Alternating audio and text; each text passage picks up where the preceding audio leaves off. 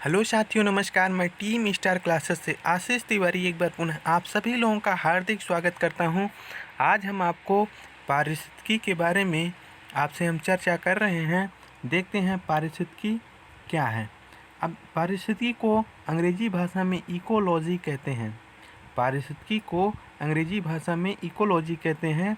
Ecology जो कि Greek भाषा से उत्पन्न हुई है। अब देखते हैं, इसको दो भागों में हमने विभाजित किया है। पहला आपका है ओएकस और दूसरा लोगस। यानी ओएकस का मतलब होता है रहने का स्थान और लोगस का मतलब होता है अध्ययन करना। यानी रहने का स्थान, रहने के स्थान में जीव ही रहेगा और अध्ययन हम किसका करेंगे, तो जीव का ही करेंगे। यानी कहने का तात्पर्य ये है कि जीवों के रहने का स्थान का अध्ययन करना पारिस्थितिकी कहलाता है। जानकारी स्पष्ट हो गई ना। और इसको सर्वप्रथम जो है अर्नेस्ट हैकेल ने पारिस्थितिकी शब्द का नाम दिया, और वो किस सन में, तो 1866 में। जानकारी स्पष्ट ना। अब आगे चलते हैं। अब देखते हैं पर्यावास। पर्यावास जो है किसी भी जीव का उसके पर्यावरण में जो आवास होता है वही पर्यावास होता है। यानी कहने का तात्पर्य ये है कि पर्यावरण में किसी भी जीव का जो आवास निहित होता है, जो आवास में जो जीव रहता है वही जो है उसका पर्यावास होता है। क्लियर। अब देखते हैं आगे। भिन्न भिन्न जीवों का जो पर्यावास होता है वह एक भी हो सकता है या अलग हो सकता है। ये स्पष्ट नहीं होगा कि जीव का जो है आवास एक ही हो सकता है, अलग होगा या एक भी हो सकता है, ये स्पष्ट नहीं है। अब देखते हैं उसको कि किसका आवास एक होता है और किसका आवास अलग होता है। तो यहाँ पे वही बात हमने कही आपसे कि भिन्न भिन्न जीवों का जो पर्यावास होता है यह एक भी हो सकता है या अलग हो सकता है। अब इसमें देखते हैं हम, हाथी का जो है पर्यावास जंगल है, शेर का भी पर्यावास जंगल है, लेकिन रहने का स्थान यानी पर्यावास एक ही है। अब इसके आगे देखते हैं, व्हेल मछली का पर्यावास यानी रहने का स्थान जल जो है, समुद्र, वो जो है व्हेल मछली का पर्यावास है, रहने का स्थान है। लेकिन वहीं पर मनुष्य का जो है रहने का स्थान यानी पर्यावास, आवास, वो जो है स्थल है। यानी अब देखिए, मछली और मनुष्य का जो है आवास जो है यानी पर्यावास आपका अलग हुआ ना। लेकिन यहाँ पर जंगल में जो कि हाथी और शेर दोनों एक साथ रह सकते हैं, यानी यहाँ पे हमने पर्यावास को एक मान लिया और यहाँ पर अलग मान लिया। क्लियर। अब देखते हैं आगे, निकेत क्या है। तो निकेत के बारे में हम समझते हैं। निकेत को अंग्रेजी भाषा में हम नीचे बोलते हैं, NICHE। अब इसमें देखते हैं, भिन्न भिन्न जीवों का पर्यावास एक हो सकता है। भिन्न भिन्न जीवों का पर्यावास एक हो सकता है, लेकिन उनकी कार्य करने की क्षमता अलग होती है। उनकी कार्य करने की जो क्षमता होती है वो क्या है, अलग अलग है। अतः किसी भी जीव की कार्यात्मक इकाई जो कि आपका क्षमता पर निर्भर करती है, किसी भी जीव की कार्यात्मक इकाई जो है वो जो है क्षमता पर होती है, कार्य करने की क्षमता पर होती है, वही हमारा निकेत कहलाती है। अब आगे देखते हैं, यहाँ पे देखिए पर्यावास और यहाँ पर निकेत। यहाँ पे निकेत का मतलब कार्यात्मक इकाई से है और पर्यावास का मतलब आवास से है, यानी रहने का स्थान। अब देखते हैं, पर्यावास और निकेत जो कि पारिस्थितिकी के पहलुओं को परिभाषित करते हैं, लेकिन किसका करते हैं, तो वो जो करते हैं आपका जीव का। जीव में ये देखा जाता है कि वो उसकी कार्यात्मक इकाई क्या है, और जीव का ये भी देखा जाता है कि वह कहाँ पर निवास करता है। यानी वो पारिस्थितिकी ही है जो पर्यावास और निकेत को जो है परिभाषित करती है। अब आगे देखते हैं, पारिस्थितिकी क्या है? पारिस्थितिकी जो है आपका, इसकी परिभाषा क्या है? किसी भी जीव के आवास एवं उसके कार्य करने का क्षमता का अध्ययन करना पारिस्थितिकी ही कहलाता है। किसी भी जीव के आवास एवं उनके कार्य करने की क्षमता का अध्ययन करना पारिस्थितिकी कहलाता है। यानी अभी हमने आपसे बात की थी कि आवास जो है वो पर्यावास के अंतर्गत आएगा और उसके कार्य करने की जो क्षमता है वो आपका निकेत के अंतर्गत आएगी। अब आपको ऊपर के सारे मैटर आपको स्पष्ट हो गए होंगे, जो हमने ऊपर आपसे बताया कि पारिस्थितिकी के अंदर जीव के आवास एवं जीव के कार्य करने की क्षमता का अध्ययन करना वही आपका पारिस्थितिकी है। अब आपको समझ में आ गया होगा। अब आगे देखते हैं पर्यावास के घटक। पर्यावास के प्रमुख 3 घटक हैं। पहला आपका जल है, दूसरा भोजन और तीसरा आवास। यानी किसी भी जीव को रहने के लिए आवास के साथ साथ भोजन और जल की भी आवश्यकता होती है। अब इसके बाद हम आपको आगे बता रहे हैं पारिस्थितिकी को सर्वप्रथम किसने परिभाषित किया? तो अर्नेस्ट हैकल ने 1866 ईस्वी में इसको जो है परिभाषित किया। क्लियर? अब आगे देखते हैं मानव और पर्यावरण के मध्य संबंध। मानव और पर्यावरण के मध्य संबंध कैसा था उसको हम आपसे बता रहे हैं। इसको हमने 3 कॉलम में बांटा है। पहला आपका काल है, दूसरा संबंध है और तीसरा नाम है। यानी काल में मानव का क्या नाम था और पर्यावरण के साथ क्या संबंध था और मानव का नाम क्या निर्धारित किया गया, उसको जो है हम यहाँ पे सीखेंगे। अब इसमें देखते हैं जब मानव पृथ्वी पर सर्वप्रथम आया यहाँ पर पृथ्वी पर, तो उसको जो है भूख लगने लगी। तो वो क्या किया कि वो जो है शिकार करने पर निर्भर हो गया। तो इसीलिए इस काल को आखेटक काल के नाम से जाना गया। इसी काल को शिकारी काल या आदिमानव काल के नाम से जाना गया। इसी काल में आपका कुल्हाड़ी, आग जो है आदिमानव ने खोजा था आखेटक काल में। इसको हमने इतिहास में पढ़ा है। तो यही वो चीज़ है जो कि पर्यावरण और मानव के बीच में संबंध स्थापित करती है। वो आपका पहला काल आखेटक काल कहलाया। अब उनका संबंध क्या था? एक कारक का संबंध बन गया था। पर्यावरण और मानव के बीच में एक कारक का संबंध बन गया था, क्योंकि मानव जो है पर्यावरण से अछूता नहीं हो सकता, अलग नहीं हो सकता। इसलिए यहाँ पे इनका संबंध कारक का बताया गया। और नाम इनका क्या दिया गया? क्योंकि ये बहुत ही पिछड़े वर्ग के थे, इसलिए इनका नाम जो है भौतिक मानव रखा गया और इनको पाता और दाता की संज्ञा दी गई थी। आपसे यहाँ पे प्रश्न अनेकों बन सकते हैं। पूछेगा कि पहला काल जो है मानव और पर्यावरण के मध्य में क्या था? पहला काल आपका तो आखेटक काल। और उसके बाद पूछेगा कि संबंध क्या था? तो कारक का संबंध था। और जो है मानव और पर्यावरण के मध्य मानव का नाम क्या निर्धारित किया गया? तो भौतिक मानव का नाम निर्धारित किया गया।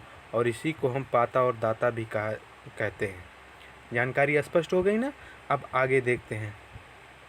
जब मनुष्य को जो है अपनी क्षुधा को वो मिटा नहीं पा रहे थे मांस के माध्यम से, तो उनको लगा कि हम यदि एक साथ रहेंगे तो हमें जो है नदी के किनारे कुछ पशुओं को उन्होंने देखा। तो उनको लगा कि ये पशु जो है हमारे ऊपर अटैक नहीं कर सकते, मतलब आक्रमण नहीं कर सकते। और जो शेर थे या अन्य जीव थे वो पशुओं पर जो हिंसा नहीं कर पाते थे उन पर जो है अटैक कर देते थे। तो इसलिए इनको लगा कि यदि हम एक समूह में रहेंगे, यहाँ पे हमने लिखा है समूह, तो उनको ये लगा कि हम ये समूह में रहेंगे, इन पशुओं को पालेंगे तो जो है हमारा इनसे दूध और मांस दोनों मिल सकता है। इसीलिए उन्होंने जो है आखेटक काल को त्याग कर फिर उनकी नई पीढ़ी आई, वो क्या थी आपका पशुपालक कार्य, पशुपालक काल। जानकारी स्पष्ट हो गई ना। अब देखते हैं इसमें क्या हुआ। इसमें जो है इनका संबंध जो है क्या बना, तो रूपांतरकर्ता का संबंध बना, यानी सहायक का संबंध बना। यानी कि पशु और ये आदिमानव जो थे शिकारी काल में, आखेटक काल में, ये जो है मनुष्य, इनको लगा कि यदि हम एक साथ रहेंगे, एक दूसरे की सहायता करके हम एक साथ मिलजुल कर रहेंगे तो मांस के साथ साथ हमें दूध भी मिलेगा और हम अपना जीवन यापन कर लेंगे। इसीलिए ये जो है समूह में रहने के साथ साथ पशुपालन का कार्य भी इन्होंने आरंभ किया। तो इनका संबंध रूपांतरकर्ता का बना और ये लोग एक साथ रहने की कोशिश करने लगे। इसीलिए इनका जो है पर्यावरण और मानव के बीच में जो संबंध का नाम दिया गया था वो था सामाजिक मानव। अब जानकारी आपको स्पष्ट हो गई होगी। अब आगे देखते हैं। फिर इनको महसूस हुआ आगे आने वाले समय में, आगे आने वाली पीढ़ी में, कि ये जब नदियों के किनारे जब पानी पीने जाते थे तो इनको जो है कुछ छोटे छोटे पौधे जो नदियों के किनारे उगे रहते थे, उनमें कुछ बीज मिले इनको। तो इन्होंने इसको चखा, कुछ फल भी मिले छोटे मोटे, तो उनको इन्होंने स्वाद लिया इसका, तो उनको लगा कि ये कुछ ऐसी चीज़ें हैं, इसको हम जो दोबारा बोएंगे तो हो सकता है इनमें से वही चीज़ हमको प्राप्त हो, ठीक ना। तो वही सोचे कि यह चीज़ हमको प्राप्त होगी दोबारा, तो हम इसको जो है दोबारा इसको हम पैदा करेंगे, इसको हम खा भी सकते हैं। इसीलिए इन्होंने ऐसा काम किया। तो यही कारण था कि यह काल जो है आपका तीसरा काल कृषि काल के रूप में अवतरित हुआ। और इनका जो है संबंध क्या बना, तो परिवर्तनकर्ता का संबंध बना, क्योंकि इन्होंने प्रकृति के साथ जो है क्या किया, छेड़खानी की। आपसे पूछेगा कि जो है प्रकृति के साथ जो है किस काल में जो है छेड़खानी की गई, तो वो आपका कृषि काल में जो है छेड़खानी की गई, क्योंकि पौधों को उन्होंने उखाड़ा, उसको काटा और पर्यावरण के साथ साथ उन्होंने छेड़खानी करना शुरू कर दिया। इसलिए इसका संबंध क्या बना, परिवर्तनकर्ता का, क्योंकि उनको अपना पेट भरना था, कृषि से उनको अन्न उगाना था। इसलिए यह जो संबंध क्या बना, परिवर्तनकर्ता का। और यहाँ से इनकी जो है क्या हुई, आर्थिक में जो है बढ़ोतरी होने लगी। इनको ये चीज़ का ज्ञान होने लगा कि हम इस चीज़ को भारी मात्रा में उगाएंगे तो इसको हम बेच भी सकेंगे। तो इनको जो है इसलिए क्या नाम दिया गया, तो आर्थिक मानव नाम दिया गया। क्लियर। इसको बहुत ही ध्यान से आप समझिएगा। तो आपसे यहाँ से प्रश्न भी कर सकता है कि मानव और पर्यावरण के मध्य, ठीक ना, किस काल में आपका मानव जो है आर्थिक मानव के अंतर्गत आने लगा, तो वो आपका था कृषि काल। कौन सा काल था, कृषि काल, ठीक ना। और आपसे ये भी प्रश्न करेगा कि किस काल में जो है मानव जो है वृक्षों के साथ मतलब पर्यावरण के साथ छेड़खानी करना शुरू किया, तो वो आपका था परिवर्तनकर्ता, यानी कृषि काल में ही वो जो है पर्यावरण के साथ उन्होंने छेड़खानी शुरू कर दी थी। अब आगे देखते हैं आपका चौथा पीढ़ी क्या है। तो चौथा पीढ़ी आपका प्रौद्योगिकी है। जब मानव को लगा कि हम अपने सामानों को इधर से उधर नहीं कर पा रहे हैं, तो उन्होंने जो है धीरे धीरे मोटर गाड़ी, एरोप्लेन, अन्य चीज़ों का जो है निर्माण करना शुरू कर दिया। आपके जो यातायात के साधन है ना, वो चीज़ उन्होंने बनाना शुरू कर दिया। तो ये इसीलिए ये काल जो है आपका प्रौद्योगिकी काल माना गया। और ये काल जो है, क्योंकि जो गाड़ियाँ इन्होंने बनाई, डीजल, पेट्रोल आदि चीज़ का जो है इन्होंने इस्तेमाल करना शुरू किया और वातावरण को इन्होंने दूषित करना शुरू किया। इसलिए ये काल आपका विध्वंसक संबंध माना गया। मानव और पर्यावरण के मध्य जो है संबंध क्या है, विध्वंसक का था।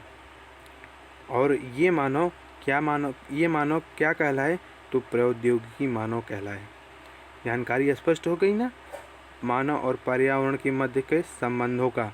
अब आगे देखते हैं, आगे क्या है, पर्यावरण की अवधारणा। इसको हम समझ लें, पर्यावरण की अवधारणा क्या है। तो पर्यावरण की अवधारणा में हम देखते हैं, पहला इसका है नियतिवादी अवधारणा। पर्यावरण की अवधारणा को हम 4 भागों में बांटते हैं, 4 भागों में। अब देखते हैं कि पहला अवधारणा क्या है। तो पहली अवधारणा आपकी है नियतिवादी अवधारणा। इसमें क्या हुआ कि प्रकृति को, माफ़ कीजिएगा, मनुष्य को प्रकृति के अनुसार चलना चाहिए।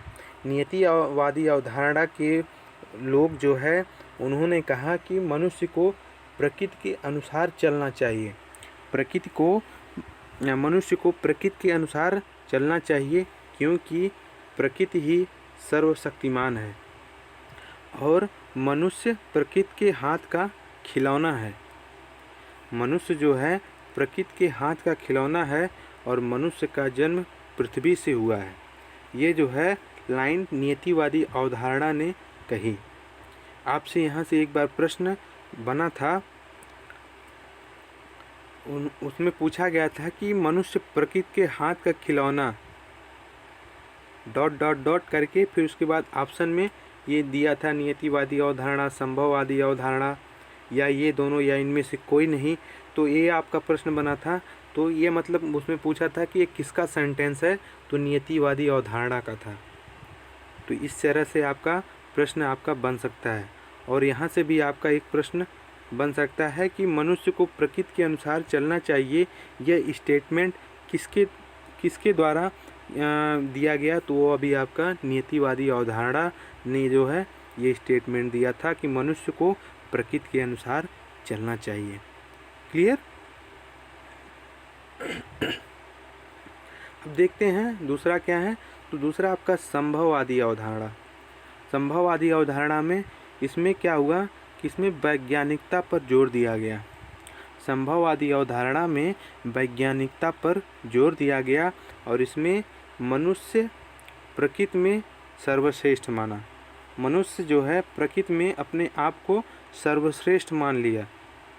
और आपका नियतिवादी अवधारणा में खिलौना माना गया था, लेकिन संभववादी अवधारणा में मनुष्य ने अपने आप को सर्वश्रेष्ठ मान लिया, प्रकृति से ऊंचा मान लिया। और उसके बाद आगे है मनुष्य प्रकृति में हर संभव फेरबदल कर सकता है। उन्होंने ये समझा कि यदि हम प्रकृति में फेरबदल करेंगे तो हमारा जो है आने वाला भविष्यंभावी जो है वो हमारा उत्कृष्ट होगा। इसलिए उन्होंने प्रकृति में जो है फेरबदल करना शुरू कर दिया और मनुष्य प्रकृति पर विजय प्राप्त कर लिया। और आज वर्तमान में आप खुद देख रहे हैं कि ये कोरोना काल यही संभववादी अवधारणा उनके दिल दिमाग में, यानी वो हम अपने ऊपर अप्लाई कर सकते हैं, क्योंकि उस संभववादी अवधारणा में हम आप समस्त पृथ्वीवासी उस संभववादी अवधारणा में ही आएंगे। इससे बढ़िया उदाहरण हम आपको नहीं बता सकते, क्योंकि इस संभववादी अवधारणा ने जो है आज एक दूसरे पर, जान लीजिए कि बहुत ही दुर्दिन आपका समय आ गया है और ये कोरोना का जो दिन है आपके लिए बहुत ही घातक होगा। ये संभववादी अवधारणा ने जो है इसमें स्पष्ट कर दिया कि जब मनुष्य जो है प्रकृति में फेरबदल कर सकता है और प्रकृति पर विजय प्राप्त कर सकता है, तो एक न एक दिन जो है संभववादी अवधारणा जो है विलय भी होगा। जानकारी स्पष्ट हो गई ना। अब आगे देखते हैं, आगे क्या है। आगे है कहा गया नवनियतिवादी अवधारणा। इसमें क्या हुआ कि मानव को लगा कि प्रकृति के साथ हम मध्यस्थता कर लें। मानव को लगा कि हम ज़्यादा प्रकृति में फेरबदल करेंगे तो नुकसान हम ही को होगा, क्योंकि नवनियतिवादी अवधारणा में आपको यहाँ पे देखिए हमने स्पष्ट लिखा है कि मानव जो है यदि प्रकृति के साथ काफ़ी ज़्यादा छेड़छाड़ करेगा तो जो है नुकसान मानव का ही होगा। इसलिए उसने प्रकृति के साथ क्या कर ली, समझौता कर ली, मध्यस्थता कर ली। अब जो है इसमें क्या हुआ कि इसमें जो है मनुष्य ने प्रकृति के साथ चलना आरंभ किया। उसमें दो फैक्ट निकल कर आए, धारणी विकास और सतत विकास। यहाँ सतत विकास का मतलब एक निश्चित ट्रैक पर लगातार अपने विकास को बढ़ावा देना, और धारणी विकास का मतलब यहाँ पे ये था कि प्रकृति के साथ बिना कोई छेड़छाड़ किए उसके साथ मिलजुल कर चलें, तो जो है हमारा नियम कानून भी प्रकृति के साथ नहीं टूटेगा, और हमारा जो है हर संभव चीज़ों को हमें मिल जाएगा, प्रकृति से हमें हर चीज़ मिल जाएगी। यही जो है सतत विकास और धारणी विकास का मतलब है। अब आगे देखते हैं, लास्ट आपका अंतिम है पारिस्थितिकी अवधारणा। अभी आपने पिछले भाग में पिछले कुछ समय में आपने पारिस्थितिकी अवधारणा को पढ़ा था, वही चीज़ हमने यहाँ पे लिखा है नंबर 4 में कि मनुष्य प्रकृति का एक घटक है। अब यहाँ पे पारिस्थितिकी अवधारणा ने अपना विचार देखिए यहाँ पे बदल दिया। इसमें ये कहा कि मनुष्य प्रकृति का एक घटक है, ना कि उसका परिवर्तन करता। ध्यान देना, मनुष्य प्रकृति का एक घटक है, ना कि उसका परिवर्तन करता। पारिस्थितिकी ने स्पष्ट बता दिया कि जो है अभी हमने आपसे ऊपर बताया था कि पर्यावास और निकेत, यानी मनुष्य जो है उसकी कार्यात्मक जो क्षमता है, कार्यात्मक इकाई है, यदि वो ज़्यादा ना बढ़ के एक अपने सीमित दायरे में रहकर काम करेगी और अपने आवास को जो है ज़्यादा विस्तारित नहीं करेगी, मतलब उस प्रकृति में जो है वो छेड़छाड़ नहीं करेगी, वृक्षों को नहीं काटेगी और एक निश्चित स्थान पर रहेगी, और बल्कि वहाँ पर पर्यावरण को बढ़ावा भी देगी, तो जो है पारिस्थितिकी की अवधारणा इसमें यही कहा गया, मनुष्य प्रकृति का एक घटक है, ना कि उसका परिवर्तन करता। और इसका एक उदाहरण है समाज की स्थिरता, यानी समाज की स्थिरता का मतलब हमने आपसे बताया कि वो जो है प्रकृति के साथ जरा सा भी छेड़छाड़ ना करे, जैसा प्रकृति चल रही है प्रकृति को चलने दे, बल्कि हमें प्रकृति के पीछे पीछे चलना चाहिए।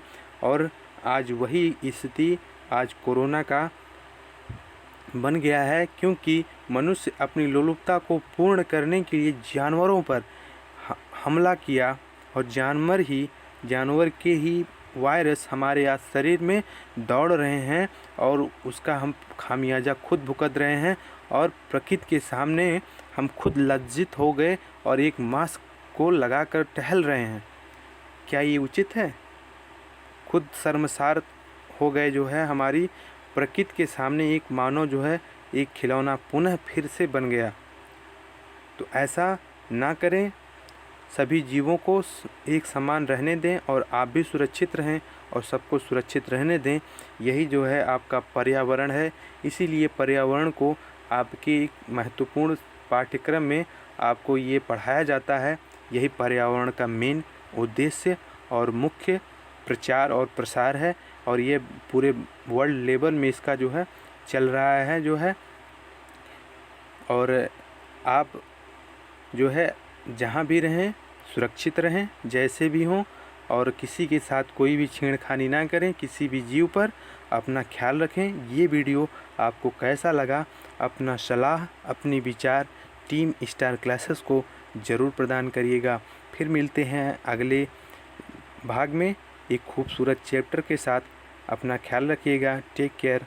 जय हिंद, जय भारत, शुभ रात्रि।